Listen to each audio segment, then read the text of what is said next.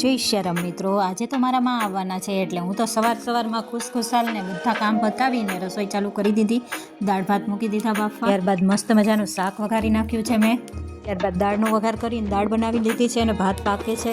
બધી રસોઈ બની ગઈ એટલે બધી નીચે રાખી દીધી. ઢોકળા અને બદામ શેક તો મનોજ તૈયાર લઈ આવ્યા હતા એટલે એ કંઈ બનાવવાનું હતું નહીં મિષ્ટાનમાં. બસ સંભારો વઘારી નાખ્યો. ત્યાં જ મહેમાન આવી ગયા.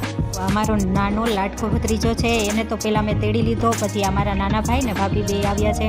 ત્યાં તો કુનાલભાઈ આવી ગયા. ભાઈ તમે મને તો વાલ નથી કરતા એટલે એને પણ વાલ કરી લીધો મારા દીકરાને.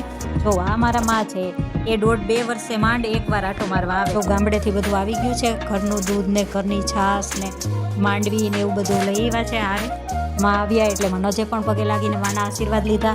ત્યારબાદ હું ગરમ ગરમ રોટલી બનાવતી ગઈ ને આ લોકો બધા જમવા બેસી ગયા. જમવામાં આજે મેં દાળ ભાત શાક સંભારો અને બદામ શેક લઈ આવ્યા હતા ને ઢોકળા ને રોટલી ગરમા ગરમ. પછી હું ને માં ને ખુશ્બુ ત્રણેય પણ જમવા બેસી ગયું. જમીને ભાવેશને એને જવાનું હતું તેના મામાજીને ઘરે મેરેજ, એટલે મેં જમી કાઢવીને બીજા બધા કામ પતાવીને અમે તો બેસી ગયા વાતું કરવા.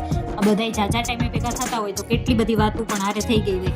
પણ એને 4 વાગે તો નીકળવાનું હતું, મેરેજમાં જવાનું હતું. જો આ લોકો જાય છે મેરેજમાં અને માં 2 દિવસ મારી પાસે રોકાશે. જો ધ્રુવિક દીકાએ તો ટાટા પણ કહી દીધું. તો તમને આ વિડીયો પસંદ આવ્યો હોય તો લાઇક શેર સબસ્ક્રાઈબ.